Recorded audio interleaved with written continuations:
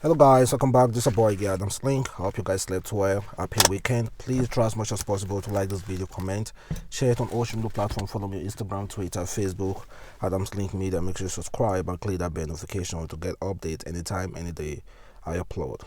Without further ado, I want to say twale to all those respect to all those people who are currently at Lekki Tollgate. Many of them has been arrested. Man, twale guys, twale. Like, despite the threat from the federal government, despite the threat from Nigeria police, Lagos state government, Lai Mohammed and Buhari, all of them, despite the threats of them warning them not to come close to that Lekki Tollgate, they still summon the courage to go there, despite knowing the fact that they will be arrested. Those guys went regardless. Man, I know I came here yesterday to say, oh, I will advise you guys to stay put. Man, I feel disappointed on myself for saying that kind of thing. Honestly, I feel really disappointed. I never really knew people can say summon courage to go there. Do you see the policemen that went there yesterday? The policemen, you see the pictures? How well kitted they were, as if they were going to a war zone. Do you see the policemen? Do you see the AK-47, the rifles? I'm even sure snipers will be around the tall buildings around. Well kitted with vans. What is wrong now? They went there as if they want to fight Boko Harams, as if they want to fight some insurgency, not knowing that they are preparing to fight fellow citizens. You see how government use youth to fight other youth. You see how federal government use youth to fight other youth. The policemen are not old people. They are not like 60, 50 something years old. All those people are like 23 to 40 or 45. They are regarded as youth. But you see how federal government are using them to fight their own fellow brothers and sisters, simply because they employ you and you are wearing a uniform. I believe in this world that everybody has a choice. Everybody has a choice. And I believe you won't die tomorrow, and possibly, yes, there's a judgment and God is telling you why you did this, and you'll be like, oh no, I did this because of this person. I believe everybody has a choice. Just imagine, I'm let me say the recruitment police, and what I'm meant to do, what they are using me for is to weigh the country down, not to develop. Police job, well, I don't want to say police job is not good. Some of the people we arrested was this Mr. Macaroni. Of course, you guys know him, very, very popular Nigeria comedian. Shared a video of him getting arrested, among other meaningful Nigerians. I never thought they would summon that courage to go. I never thought they would summon that courage to go, but honestly, I feel really, really proud. I feel really proud. And the government does not know how to handle issue. You set up a panel to address this Endsars, this police brutality. You told us vividly that SARS are no more. You immediately introduced SWAT. And you pack SARS people enter SWAT. And yet, we still experiencing police shooting and killing. And yet, you are telling us not to shout. And yet, you are telling us that you have meant our demands. You have meant the Endsars demand. What are you telling us? You are about to open Lekki Tollgate, and you have not given one justice to one single police of one single police victim, one single police brutalized victim justice. One of them you haven't given, one of them, and you set up a panel and you say you want to open Lekki Tollgate without even giving one single person a compensation. Man, this country, Well, guys, a lot of people have been arrested. According to Punch Nigeria, so more than 20 suspected protesters have now been arrested. They are first taken to a black marine park at one of the gates before being driven to Adeji police station. Look at them. They were there. They were protesting. I'm so like, come on, man. Like, I really, those guys get mind though. Cool, twirly for you guys. Twirly for you guys. Knowing for the fact that you will be arrested or possibly shot, you see some of the courage to go there. You deserve some accolades. I really, really respect you guys. And meanwhile, I'm still going to be updating you concerning this whole scenario that's going on. Bauchi governor recently said that Fulani herdsmen should be allowed to carry AK-47 because they need it for protection. And this actually caused a lot of public outcry yesterday. He said herdsmen have no option but to carry AK-47.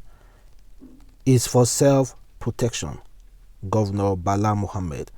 The Bauchi State Governor Bala Mohammed said herders carrying weapons because they need to protect themselves. The governor ascribed the practice to the failure of society and government to guarantee the safety of herds while in the forest. The governor who spoke on Thursday, February 11 in Bauchi said, because the Fulani man is practicing the tradition, he has been exposed to the vagaries of the forest. Cattle rustlers who carry guns kill him and take away his commonwealth, which is cow. He has no option than to carry AK-47 because the society and the government are not protecting him. What is his fault? It's the fault of the government and the people. You don't criminalize all of them because in every tribe they are criminals. Honestly, it's the fault of the government. The government don't know what they are supposed to do. Though what is said about them carrying AK-47 for protection is absolutely wrong. If you check, are those AK-47 properly registered? No. It's impossible for government to issue AK-47 to ordinary citizen, to a citizen. It's impossible. They don't issue AK-47. What they issue is pop action and some other weapons, but not AK-47. So carrying AK-47 is already illegal. To carry AK-47, then you are using it. Well, guys, this man actually met his match yesterday when people blast the hell out of him. He shouldn't be coming out to say all those kind of things. Knowing fully well you are a governor, you are empowering them. Come on. And also is the government fault. If you check all those things that are happening, is entirely the government fault. If they have good implementation of rules, then I don't think we should be facing this kind of stuff at all. Meanwhile, the military don't want terrorism to end because they are benefiting from it. This is coming from Sheikh Gumi. Prominent Islamic scholar Sheikh Ahmad Gumi has alleged that the military does not want terrorists to end in the country because they are benefiting from it. According to him, he said the military is not encouraging matter at all because they are beneficiary of this insecurity. The bandits are ready to drop their arms and return back to the fold in the federal government fold if the federal government will assent to their simple demands such as building school, hospital, and providing waters. They are complaining mostly against the military killing innocent people. They resorted to buying arms. How did they get these arms? They resorted to kidnapping people, which is an end result of this military action. Look, they are ready to drop their arms and return back to the fold of the Nigerian just for simple thought: schools, hospital, and water. This man is saying that these bandits are ready to give up their arms if the government provide them schools, hospital, and water. But the military, according to him, the military keeps killing innocent people. Well, guys, if you are familiar with the systematic way of how the military of any country runs their issue, you understand very. Of course, you guys have watched film now. You can see that the military will directly cause problem and also try to be the savior of that particular problem. They will cause problem and also try to be the only way out of that particular problem. That is how they do their whole thing. You don't need anybody to tell you at all. We already know this, but God will help us. Sometimes when you know too much in this country, you know what's next for you. A Nigeria Senator Musa, recently came out to speak on this Bitcoin. Federal government through CBN ban cryptocurrency, Bitcoin and others. Of course, we Nigerians, we want to know why they did that. Well, the Senate House had a meeting. Of course, they invited CBN and they deliberated on this. And this is what Senator Musa said. Niger East Senatorial District. Cryptocurrency has become a worldwide transaction, of which you cannot even identify who owns what, and is being protected by an app, a software, blockchain. The technology is so strong that I don't see how, even if we regulate it, I don't know the kind of regulation that we can do. Because another very important thing that we should know is that Bitcoin has made our currency almost useless or valueless. Well, guys, he said cryptocurrency Bitcoin has made the Nigeria currency useless and valueless. Senator Musa, this is what he's saying. Do you agree with him? When you don't produce anything in this country, the only thing that we produce is what we can eat. We cannot export them. We cannot even, in fact, it's just the private owned businesses who are trying as much as possible to even make this Naira look valuable. To all those people who are producing creams, producing hair products, movies, all those things. But when you talk about anything that can affect Nigeria currency to make it look big, to give it some value, like mining, like productions of anything, production massive to sell out, we don't do that. We always buy, import, buy, import, buy, import. And meanwhile, the federal government put high levy on importation. They always want money. They always are after money. If you buy, let me say, a PS5 a PS5 abroad is like $400, $500, $500, guys. But as soon as it crosses the shore of Nigeria to this place, as soon as it crosses into Nigeria, it becomes $801,000. Why? Because of the levy Nigeria government are making from it. They always want money. They don't think about also producing, also inviting those companies to invest in Nigeria. They don't think about that. They always want to put levy. They all just want simple way to make money. That is how I see Nigeria. They want the simplest way to make money. Simplest. They don't want to do any job. They just want you to do job. Then they will just put strong levy on your product. What is the proper way of dressing? This is what I saw online and I want to share with you, and I think we can all learn one or two things. This guy said any doctrine on dressing that can only be enforced in the Nigeria branches of a ministry and not all over the world is not a doctrine of Christ. The doctrine of Christ is not location based. God cannot be against trousers, makeup and wigs in Nigeria and permit it abroad. In case you guys don't understand, let me use this as an example. Churches. churches, so Nigeria churches, when they open branches abroad, if they open branch in UK, in London, all those things, they don't go there to criticize the way people dress over there. No, they don't. Majority of them don't go there to criticize. But when they come into Nigeria, because of their home, here's their home, they will criticize the way you dress. They will criticize the way you wear. So why is it that the way that God sees wig and trouser is only enforced in Nigeria? Why not enforce it abroad?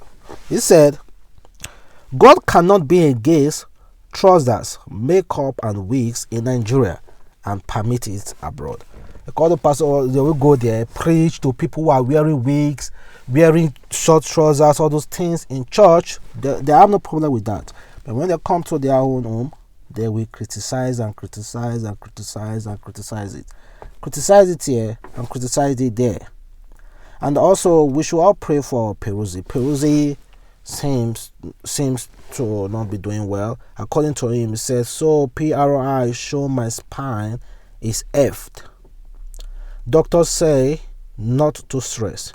Work out or perform for now. Kind of scary, but yeah, we move. Say a prayer for me because I got this.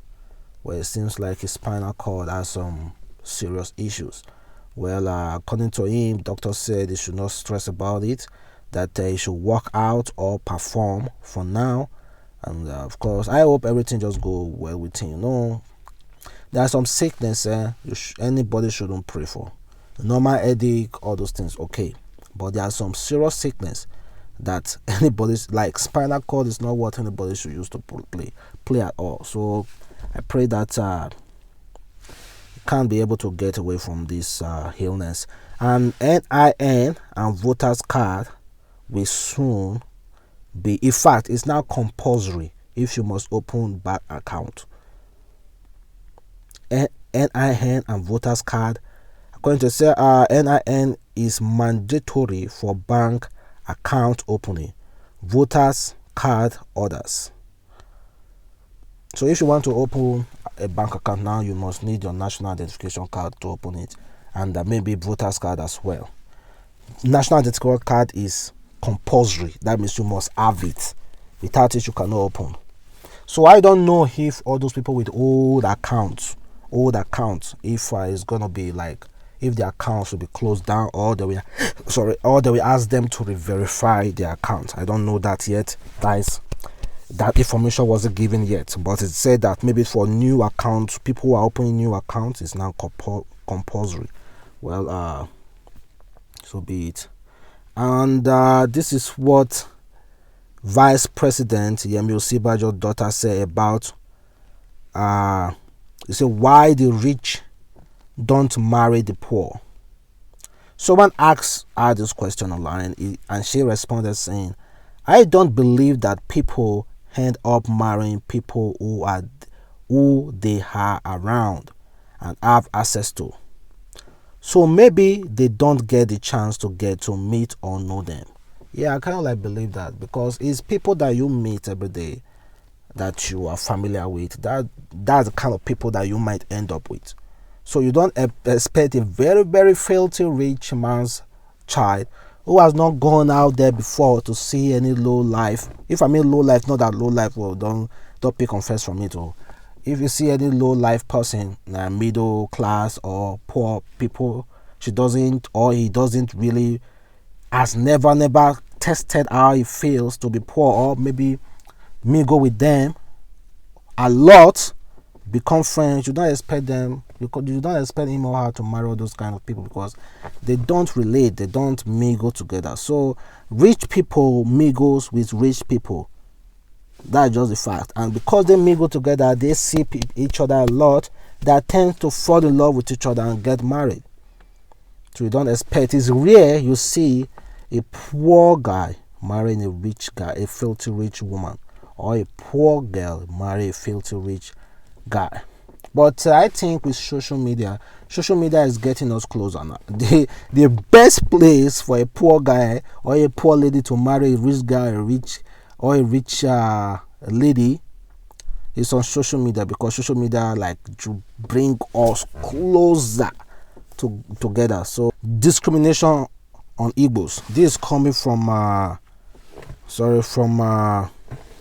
Iblis, rapper Iblis, lamenting about why Nigeria always discriminates Igbos. He said, Don't you know they call us Wawa people? Keep away from him. He is not to be trusted. Imo and Anambra people are dangerous. They almost stole our state. They think they are better than us. Seed of discourse sow in so much for being one Igbo. Had a friend growing up in Enugu. We were close. He is from Enugu State and I am from Imo. Although I was born and raised in Enugu, one day I overheard his father, a man I had so much respect for, saying to him, "Why are you friends with this boy? Don't you know they hate us?" Bottom line, let's always see the big picture regarding being Igbo. Rally around each other as much as we can and show each other genuine love and support the vow of our state of region. Also share that love with everyone else from other tribe. There is greater love in that. Well guys, there's greater love. Apart from just Igbo, the discrimination on Igbo people, apart from that, there are some states, even, see, my father has done it, and he has put it in me in a way that I almost accepted it. Let me say for Kogi people, he planted that hatred in me. I said, Kai, Kogi people are not good at all. They are wings, they are this and that. Honestly, I had a very good relationship with Kogi girl. Very, one of the most beautiful relationship I've had. But because of where I come from, because of the hatred, I don't know the hatred. I don't know if it's hatred, because my father do business with Kogi people, but they don't marry each other. Edo and Kogi, they hardly marry each other. They do marry, but they hardly. I don't know the hatred behind it, but because of that, I couldn't give 100% of my relationship, in 100% of me in that relationship. Same thing goes with Christian and Muslim. The way that you as a guy will treat your fellow person, your same religion person, you are in a relationship with same religion person, with somebody that is the same, that has the same belief, the same religion. The way you're going to treat that person, the way you two will treat yourself, will be way different from for you treating someone you are not in the same religion with. Don't lie to yourself. That's just how it is. You won't give your 100% to someone you are not in the same religion or the same state. You're still going to be holding back. But when you are the same religion, almost the same state, and you guys have the same ideology, I'm telling you guys, you will put your 100% to make sure you get that person. That's just how it is. But it's not, I don't understand. Like, well, see this man, he recently died of heart attack. I said, father dies of heart attack as bandit adopt his two daughters in Katsina State. So on Thursday night, February 11, when armed bandits invaded the home of one elder Hassan in Katsina State, Hassan, an elder with Equa Church, was said to have suffered a heart attack as the bandits were whisking away him and his daughter, identified as Saratu and Jennifer. He reportedly slumped and died on the spot. The gunmen also kidnapped one Mr. Alex, a staff of First Bank, and killed Alhaji Ali Bahondo, the leader of vigilante group in the community. Now, this man died of heart attack while they were kidnapping his daughter. May so rest in peace. So many issues, man. So many issues. Well, and this Endsars people, of course, like I've said before, twirly to you guys, I really respect you. I'm going to be updating you constantly with what is happening at Lekki Tollgate. So let's pray together in arms, because our brothers are currently passing through it. So let's pray together and hope everything just goes well for once in this country. Thank you guys for watching. I'll see you in my next video. Bye.